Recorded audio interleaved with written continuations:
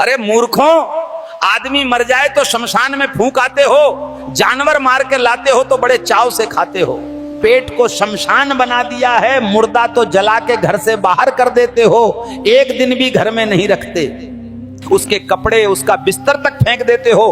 कल तक गले लगाने वाला शरीर मरते ही तुम्हें अशुद्ध और अपवित्र लगने लगता है। अरे मूर्खों, क्यों तुरंत आग के हवाले कर देते हो? क्योंकि तुम जानते हो कि यह मृत शरीर अब घर में रखा नहीं जा सकता। अरे मेरे पागलों, वही मृत शरीर जब गाय, बकरी, मुर्गी या मछली का होता है तो तुम्हारा नजरिया बदल जाता है तुरंत।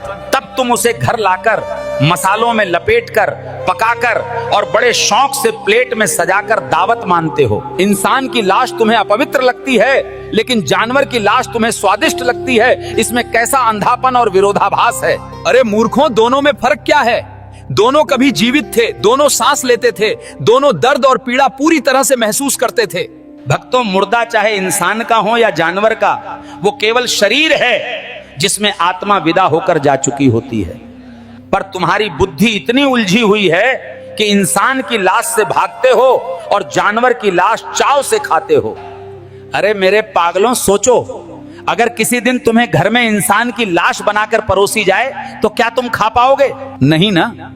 तो फिर गाय, बकरी या मुर्गी की लाश खाते समय तुम्हें घिन क्यों नहीं आती? सोच कर देखो।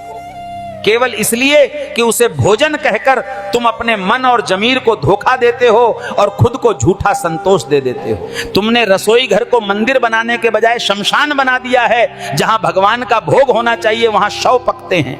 अरे मूर्खों, तुम्हारा पेट रोज लाशों का ढेर निगलता है और तुम उसे गर्व से भोजन कहकर खुद को बहलाते रहते हो। कसाई खाने जाकर देखो कैसे जिंदा प्राणी का गला काटा जाता है, उसकी चीख और तड़प हवा में गूंजती रहती है। अरे मेरे पागलों, तुम वो दृश्य नहीं देख पाते क्योंकि देखने से तुम्हारा जमीर जाग जाएगा और मांस का स्वाद कड़वा लगेगा। इसलिए तुम केवल पकाया हुआ मांस चाहते हो ताकि तुम्हारी आंखें सच न देखें और तुम्हारा मन अपराध से बचे।